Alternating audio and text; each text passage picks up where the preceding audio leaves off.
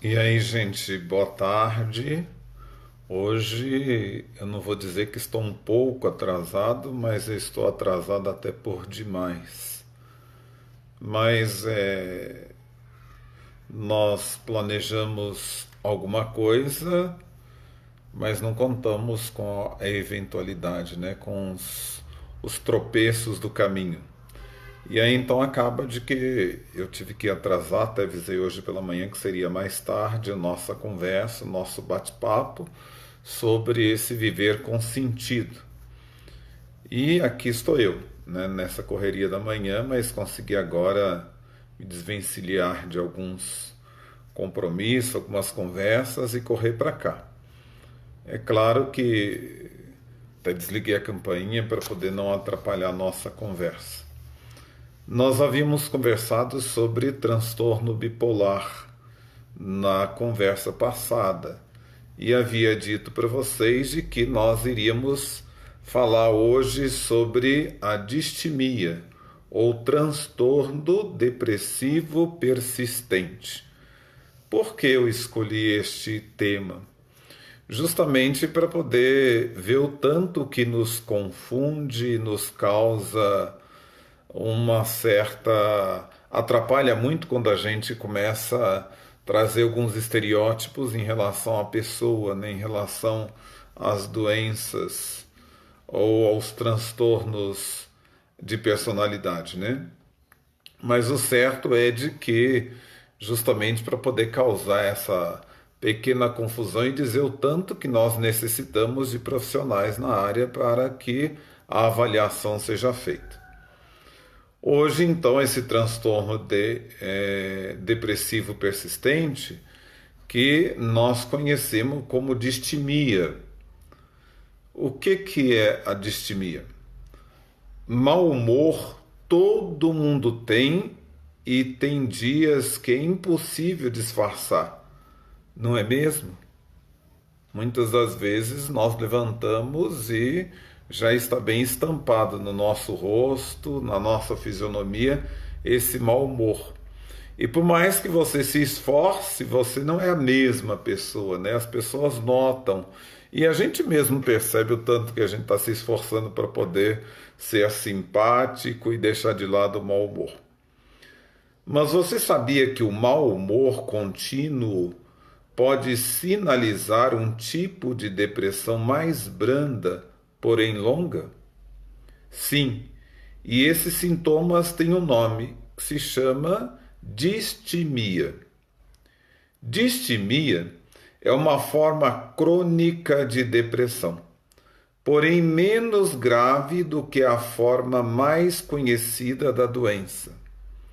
Com a distimia, os sintomas de depressão podem durar um longo período de tempo, muitas vezes 2 anos ou mais.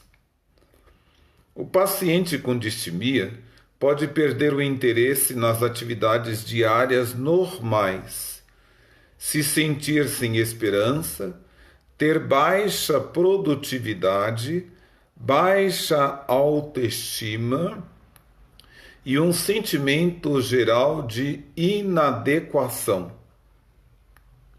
As pessoas com distimia são consideradas excessivamente críticas, que estão constantemente reclamando e são incapazes de se divertir. Então, a negatividade está aí presente, né? Em tudo elas acham uma maneira de reclamar. Só no Brasil existem 5 a 11 milhões de pessoas que sofrem desse mal, de acordo com a Associação Brasileira de Familiares, Amigos e Portadores de Transtornos Afetivos. Então é muita gente. Às vezes nós classificamos essas pessoas em outros campos, em outras áreas, mas nós sabemos de que muitas das vezes nos confunde, né, essa questão. Mas é muita gente que está aí voltada para a questão da distimia. A distimia também é conhecida como doença do mau humor ou transtorno depressivo persistente, e é uma expressão ou subtipo crônico da depressão.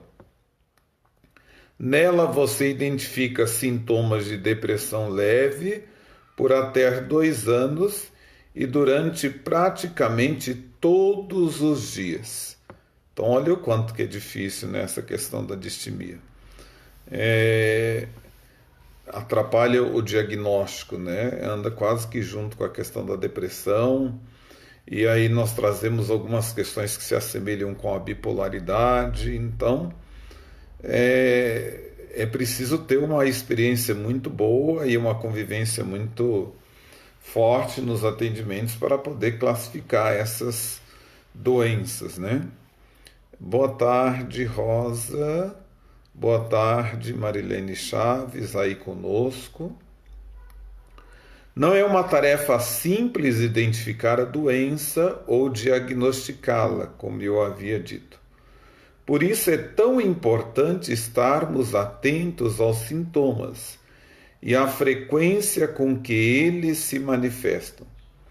Dificilmente uma pessoa com distimia sabe dizer quais são as causas, mas iremos detalhar mais à frente algumas possibilidades e fatores de risco.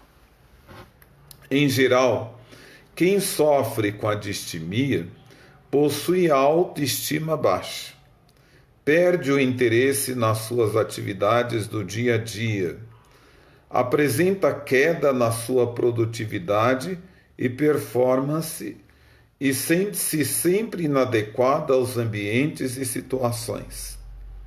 Além disso, é normal que na maior parte do tempo essa pessoa passe o dia reclamando e são extremamente críticas. A distimia pode se manifestar ainda em crianças e adolescentes, o que dificulta ainda mais o diagnóstico, já que os sintomas podem ser confundidos com a própria personalidade desse jovem ainda em formação. Me recordo que, por vezes, diagnostiquei algumas pessoas que foram ao meu consultório dizendo de que tinha depressão. E em alguns testes e algumas conversas, eu dizia assim, olha, há uma diferença entre depressão e distimia. E dê uma lida em tal lugar para poder ver o que você concorda e que parece muito com os sintomas que você apresenta, porque eu estou achando que você está trazendo para mim uma distimia muito mais do que uma depressão. Então a pessoa realmente conseguiu identificar, mais tarde foi ao psiquiatra e realmente foi diagnosticada como distimia, né? Assim como na depressão, a causa da distimia não é exatamente conhecida e ela pode estar ligada a fatores bioquímicos, genéticos e ambientais. Nós já havíamos dito isso na bipolaridade, os bioquímicos, genéticos e ambientais. A precisão desses fatores é possível ser reconhecido com a ajuda de um especialista em bem-estar emocional através da terapia. Os fatores bioquímicos estão relacionados a mudanças físicas que podem ocorrer no cérebro e que podem ser identificadas. Não há algo que determine essas mudanças, mas como já é sabido, na depressão há também desequilíbrio químico dos neurotransmissores, como a serotonina e a noradrenalina, que apresentam redução em sua apresentação normal. Mesmo que ainda não tenha sido comprovado um gene específico para a depressão, a distimia, assim como a depressão, pode ser ocasionada por hereditariedade, ou seja, pessoas com pais depressivos ou com outros transtornos psicológicos têm 50% de chances de desenvolver a distimia e outras variações psicológicas. Olha que coisa interessante, né? Eu costumo perguntar também no consultório se existe alguém na própria família com alguma doença, algum transtorno, alguma depressão, antes de começar o atendimento, né? Assim como a maioria dos transtornos psicológicos, os casos de distimia podem ser desencadeados por fatores ambientais, ou seja, o espaço de convivência, as experiências e situações que as pessoas são colocadas, interferem em seu nível psicológico e podem se transformar em doenças. Então, falar assim, às vezes você vai morar em determinado lugar e aí você é exposto a situações que você não consegue administrar. E aquilo vai gerando uma angústia, um vazio e que pode desencadear numa distimia. Há fatores de risco na distimia. Complementando temas sobre as causas desses transtornos, podemos listar alguns fatores de riscos que nos expõem mais facilmente a apresentar essas episódios de depressão como a distimia. Parentes de primeiro grau com depressão e distimia. Situações estressantes na vida pessoal e profissional, também pode ser as causas. Problemas pontuais como dificuldade financeira, baixa autoestima e necessidade de aprovação social e pessoal. Então aí, ó, olha a questão da pessoa se enxergar pouco e achar que só vai conseguir se enxergar quando receber o elogio de fora, né? Receber a aprovação de fora. Nós voltamos naquela questão, não queira ser aprovado pelos outros se você antes não se aprovar. Então, você que precisa primeiro olhar para você mesmo, né? Senão você vai se construir na fala do outro, né? E a fala do outro nem sempre são falas construtivas. Por isso que você precisa se enxergar. Se você não se enxerga, quem vai te enxergar? É você mesmo que convive contigo desde quando você nasceu. Então você precisa se conhecer e perceber as suas potencialidades para levantar a autoestima. Aí eu acredito que na nossa próxima fala, estando um pouquinho relacionada aí, nós vamos conversar sobre o transtorno de personalidade antissocial, para a gente ver essa questão da aprovação em relação ao outro, né? Não é raro o desenvolvimento da distimia em pessoas que já apresentam outros transtornos como síndrome do pânico, ansiedade, TOC, transtorno obsessivo compulsivo, transtorno bipolar, olha o que eu havia falado, e dependência química, por exemplo. Esse efeito cumulativo de 2 ou mais quadros é o que os psiquiatras chamam de comorbidade. Então vocês podem apresentar ou ver comorbidades, que são esses transtornos cumulativos de 2 ou mais quadros, né? Então, às vezes a pessoa apresenta, mas ela apresenta outros transtornos relacionados à distimia. Os sintomas da distimia. Aí, seja bem-vindo, Eliane, Maura, o Elias. É bom que a gente saiba os sintomas da distimia. Os sintomas da distimia são parecidos com a depressão crônica em graus mais leves, porém com apresentação prolongada. Entre os principais sinais que você pode identificar temos excesso de tristeza e mau humor constante. Então, assim, é uma das coisas que a gente consegue perceber facilmente, né? Esse excesso de tristeza e esse mau humor. Insônia, as pessoas dormem pouco. Mudança no apetite e ganho ou perda de peso. Então, olha os dois lados, né? Você pode mudar o apetite, perder peso ou ganhar peso, né? Fadiga e falta de energia, de motivação, de incentivo, de perspectiva do amanhã, né? Essa falta de energia, falta de interesse nas atividades. Tanto faz o rio correr para baixo ou para cima, não estou nem aí. Dificuldade de concentração. A pessoa não consegue de jeito nenhum se concentrar ou às vezes até dizer determinadas leituras que faz. Excesso de pensamentos negativos, inquietação, que a gente fala, né? Dificuldade de convivência no trabalho, sensação de inutilidade, desesperança e culpa, pensamentos ligados a suicídio e morte. Sintomas em crianças e adolescentes. Em crianças é comum que a distimia se apresente junto a casos de TDAH, transtorno de déficit de atenção com hiperatividade, que basicamente compreende transtornos de ansiedade, problemas no desenvolvimento e aprendizagem, mau comportamento e irritabilidade.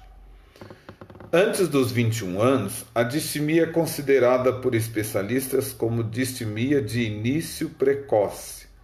Após esse período, é chamada de distimia de início tardio. Vale lembrar que esse transtorno se desenvolve ao longo dos anos. Então, sua manifestação poderá se dar em diferentes graus e intensidade. Então, olha, para vocês terem uma ideia, né? É o Marta Pacheco. Seja bem-vinda. Olha a dificuldade que nós temos, né, nós profissionais. Às vezes você está com a pessoa dentro da própria casa, ou na comunidade, ou conversa, ou atende uma confissão e você percebe, ó, essa pessoa traz determinada transtornos, mas ela precisa querer enxergar, né? E eu falo assim, olha, quando nós tratamos aquela questão de confissão, terapia e direção espiritual, e eu me pergunto, quando as pessoas chegam para uma confissão e se coloca para lá de Marrakech, né? Ou seja, numa negatividade extrema, parece-me de que ela derrubou o mundo enquanto Cristo construiu o mundo, ofertando a sua vida para morrer por todos nós pecadores na cruz. Aquela pobre ou aquele pobre pecador, parece-me que ele destruiu tudo aquilo que Jesus construiu, porque ele é tão negativo, é tão sem perspectiva, que eu fico imaginando assim, isso não é uma confissão. Isso deve ser uma terapia. A pessoa precisa ter uma autoestima, ela precisa se valorizar. A pessoa pode ser pecadora, mas não se denegrir, não se subestimar na sua capacidade, no seu jeito de ser, né? Ela não pode ser assim tão melancólica, tão negativa. Então nos causa um certo espanto, porque às vezes você olha para a pessoa, quer dizer para a pessoa, olha, isso não é pecado, você não está em pecado, você não é uma pecadora do jeito que você se coloca, ou um pecador do jeito que você se coloca. Você está passando por uma fase da tua vida, por um problema na tua vida, que é preciso que você se enxergue e se perceba como sujeito de construção do seu próprio futuro, né? Há como ser santo vivendo a vida na normalidade, na alegria, nas piadas, num jeito mais dinâmico e sério e sincero de ser, né? Eu não preciso viver aquela santidade da idade medieval que as pessoas usavam silício e se batiam e tinham toda uma dinâmica, uma espiritualidade, diríamos que melancólica, e que levava a pessoa a criar uma baixa estima, né? Não há necessidade de fazer isso. Eu tenho como buscar a santidade olhando o mundo com positividade e percebendo de que eu não sou a última peça do dominó a destruir toda a construção do mundo, né? Eu tenho questões positivas. Então é preciso que eu perceba isso, né? Que eu tenha essa noção dessas questões. Mas a pergunta que nos vem é se realmente a distimia tem cura. Assim como outros transtornos crônicos, a distimia não tem cura. Mas com o uso de medicação e tratamento psicológico, é possível controlar os sintomas e exercer uma vida normal, sem grandes abalos emocionais e perda de eventos. Porque eu falo assim, se não há um acompanhamento, imagine, você falasse, nossa, que sol maravilhoso. A pessoa nunca vai ver o sol maravilhoso. Ela é extremamente negativa. Então é preciso que ela faça um acompanhamento, porque se ela não falasse, não, realmente o sol está maravilhoso, ela pode olhar e falar assim, o dia está melhor, bem diferente de ontem. Né? Então ela está com uma perspectiva ainda de possibilidades. Né? Quando devo procurar um tratamento?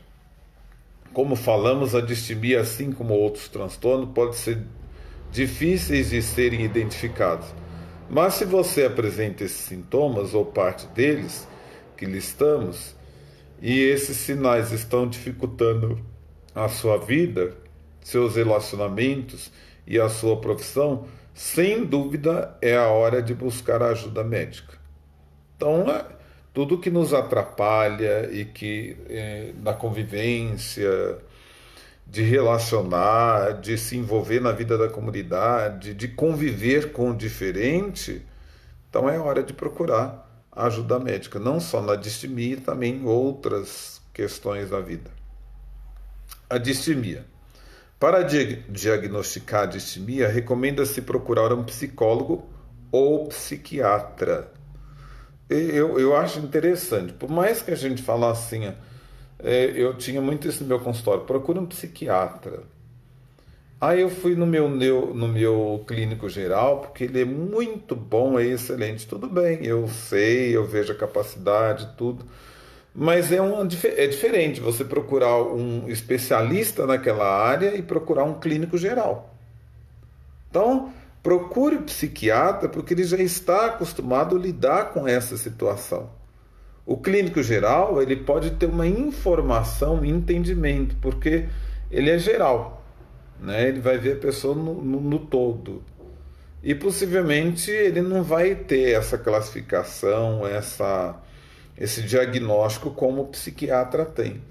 Então, procurar o psiquiatra não deve ser vergonhoso para ninguém. Todos nós devemos ir atrás de um psicólogo, um psiquiatra, sem a pretensão, o medo de sermos diagnosticados como loucos, né? Não há essa necessidade. Hoje é tranquilo. São eles que irão avaliar os sintomas histórico-médico e a sua condição de bem-estar emocional atual. Esses especialistas irão ajudá-lo a identificar e tratar o problema direto na causa. Não há um tratamento único, assim como não há para quem apresenta outros sintomas depressivos. Tudo irá depender da capacidade e desenvolvimento dos sinais de pessoa para pessoa. Em geral, é utilizada a psicoterapia que irá desenvolver suas habilidades de enfrentamento e gestão de situações estressantes, além de outros aspectos. Então, a noção da psicoterapia é te ajudar a criar esse enfrentamento, mas criar também uma gestão de situações estressantes, ou seja, você precisa se administrar e administrar as questões externas, né? O remédio para a distimia não é algo regrado também, mas o uso de medicação poderá ser solicitado pelo especialista. Desculpa. Mas daí vem aquela questão assim como no transtorno bipolar, a pergunta que nós fazemos é essa, né? Como conviver com a pessoa que sofre de distimia? Então, se você não tiver uma abertura de olhar a distimia e olhar qualquer outro transtorno com o olhar da pessoa, você não vai conseguir, não vai conseguir nem conviver e nem suportar a pessoa com distimia. Por quê? Que seria a mesma coisa, você olhar para o céu e falar assim, olha lá o sol, para um deficiente visual. e você começar a brigar com o deficiente visual porque ele não está enxergando como você está enxergando, ele não vai conseguir enxergar. Então, também, da mesma forma, distimia. Você precisa ter uma noção de que você está lidando com alguém que tem distimia. Então, além da psicoterapia e uso de medicação, caso seja prescrito, para melhorar os sintomas e levar uma vida com menos abalos emocionais.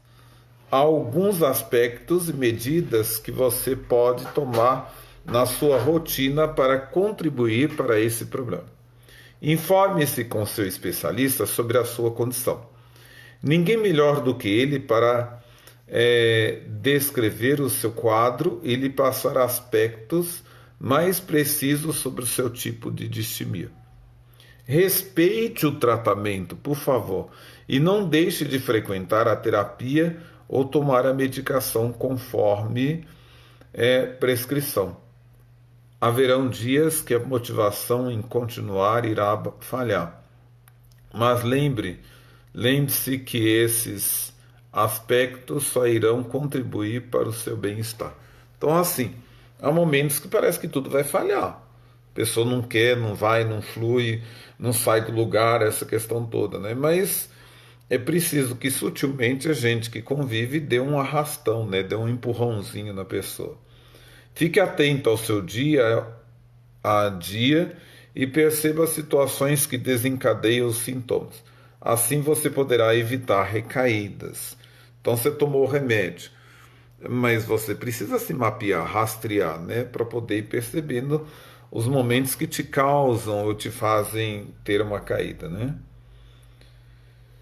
Encontre hobbies e faça atividades prazerosas durante a semana. Isso trará mais alegria e leveza para os seus dias. Então é preciso que você tenha um hobby, né? Acho que todas as doenças você precisa ter um hobby, né? O hobby nós dizemos que é uma válvula de escape. Evite o álcool e não faça uso de drogas. Além de prejudicar para a saúde, como já é bem conhecido, esses vícios podem prejudicar a sua condição e tratamento. Valorize as suas conquistas diárias. Então é preciso que você tenha, a primeira questão, a noção de se enxergar, né? E perceba de que assim não basta sair por aí classificando depressão, distimia, transtorno bipolar, transtorno antissocial e tantos outros que vão aparecendo que a gente vai conversar aqui, né? Mas eu falo assim de que a distimia, essa depressão branda, é o que mais afeta a sociedade. Às vezes eu posso até dizer, muitos de nós trazemos, né? Mas como que a gente vai enxergá-la? Outros trazem e convivem. Outros trazem, não se percebe e não consegue se conviver. Então, fica aí essa sugestão, nosso abraço. Amanhã, se Deus quiser, nós vamos falar sobre o transtorno de personalidade antissocial, né? Que isso tem afetado muitas pessoas, enquanto há muita gente querendo conviver, há outros querendo correr. Então vamos trabalhar sobre essa questão. Um abraço a todos e espero que esse viver com sentido tenha lhe ajudado a se perceber e perceber as pessoas que fazem parte do seu convívio ou em seu meio. Até amanhã.